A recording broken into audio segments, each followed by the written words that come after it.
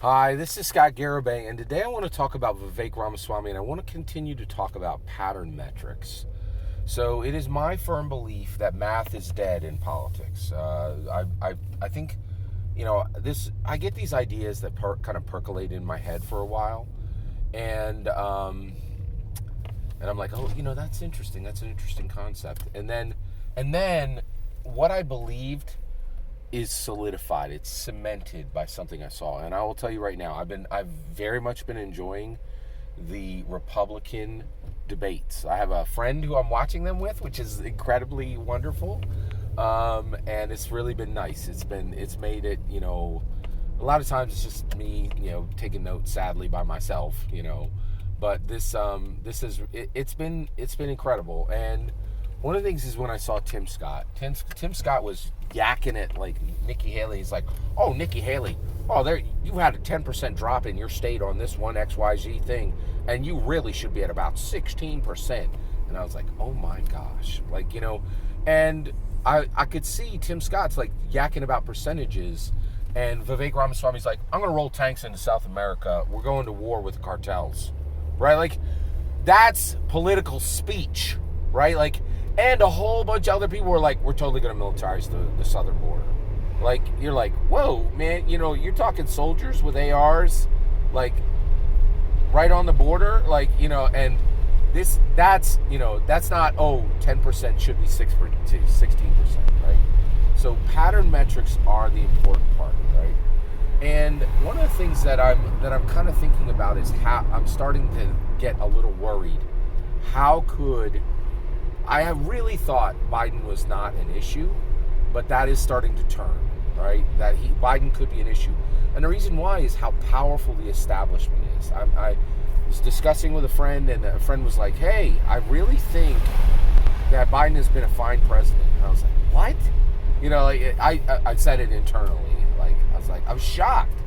And I realized this person is privileged and has been able to maintain that privilege, incredible levels of privilege, and wealth, right, for distinctly into through the Trump years and now through the Biden years, and they've suffered zero effect, right?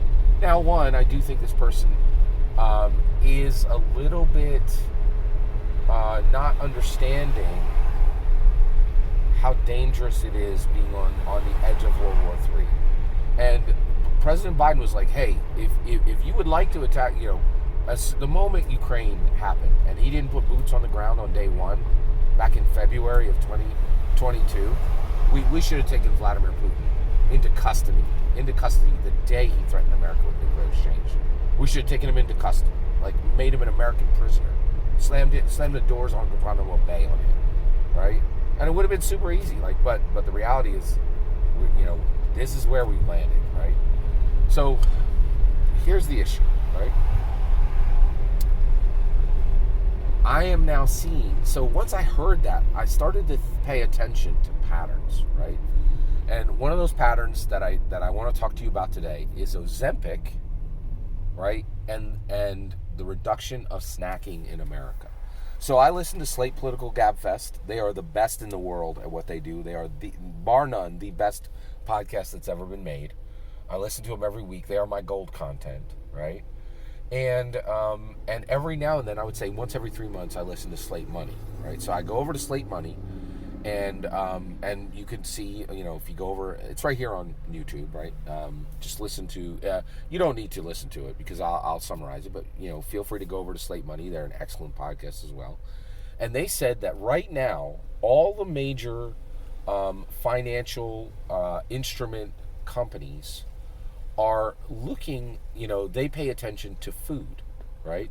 And right now, they're making major adjustments into plans 3 to 5 years from now because they believe that Ozempic is going to be available, is going to be within 3 to 5 years, will be taken by 24 million Americans. Over 5% of the population will be on Ozempic, right? Now, what is Ozempic? Well, Ozempic is a miracle drug, and it has, I don't know if you're aware of it, it is 100% blown up over the last 2 years. So a buddy of mine, I was having breakfast with him, and he's like, "Hey, have you been able to get Ozempic?" And I was like, "I heard about that.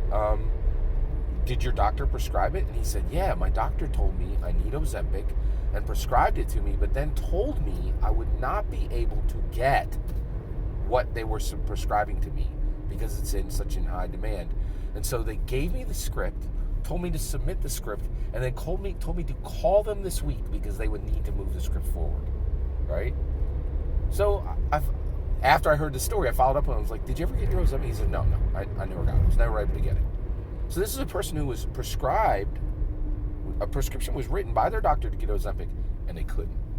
But from what I've heard, virtually every single Hollywood actor, half the people in half the millionaires in New York, half the millionaires in Miami, half the millionaires in San Francisco, on Ozempic, right? So, and what astounds me is there are these huge, this is America, right? And I'm feeling the pain. So I keep thinking that Americans are feeling the pain, but that's not quite true. There are large groups of privileged, wealthy people who have not felt the pain from Biden, right? And so it is shocking to me that anyone would ever consider voting for President Biden. He solidifies the Ward Cleaver issue. It is far more likely we will get a coffin out of him than capability, in my humble opinion, due to his age, right? Like, we want leadership. I think we're going to get, we want capability and leadership. I think we're going to get a coffin after a few years, just like Dianne Feinstein, just like Ruth Bader Ginsburg. Taking 80, 90-year-old people and putting them into incredibly high-stress positions is a formula for destruction. We know this, right? We've seen what's happened in the last 4 years. Well, not everybody has, right? The people who didn't have before and don't have now, they see it. The people who had before and now are now losing it, they see it. The people who had before and have now, they do not see it. That has become crystal clear to me. Crystal, right? And it is, and so it's making me look for these patterns. And Ozempic is a pattern, right? So Slate Money, the hosts on that, great hosts, really smart. They talk about super boring, like amortization rates, and they make it interesting. They understand how people's eyes glaze over when you talk about finance, and so they work hard to make it entertaining and engaging, right? And they talked about this. They talked directly about Ozempic, and they said millions of people are on Ozempic now, and the financial instruments organizations are saying that 3 to 5 years from now, 24 million Americans will be on Ozempic, and the impact of that will be so strong that it will devastate sales of Oreos, Doritos, and sugary cereals. Because when you buy Ozempic, you begin to you get a massive reduction in appetite, and once you get excited and start seeing real weight loss very quickly, you want to compound that, and so you end up buying real healthy food, right? And so the reality is we're hurtling toward a world where literally close to 25 million Americans will be on a new wonder drug, which will allow them to be thin, and American classics like Doritos, Oreos, and sugary cereal, and Captain Crunch are going to be in very serious trouble, right? Like, so much trouble, like that the amortization and like the organizations that do actual metrics and analytics on this are worried that the snack industry will implode. That is incredible, right? And that goes against what I have been saying, that there's this, a tidal wave of people who see the problems that we've run into, right? And that there are still millions of Americans who are incredibly privileged, incredibly wealthy, and have not suffered the slightest inkling of pain under the Biden rulership. It's pretty astounding. And that we do very much live in a world under Biden, right, where drugs that are needed by people are prescribed to people go to people who don't have the prescription, don't have the need, and the genuine need is overlooked. This is a pattern, right? It is about privilege and it is about wealth, right? And I know I'm in the middle, right? Because I had privilege and wealth, and now I'm losing it. So I'm in the middle, right? Whereas there are people who never had privilege or wealth, don't have privilege or wealth now, right? People like me who had privilege and wealth and are losing it. And then it's not a small number. As I look around, it's not a small number. There are millions of privileged, wealthy Americans that have not felt the slightest inkling of sting from Bidenomics, which is very fascinating and requires some adjustment, right?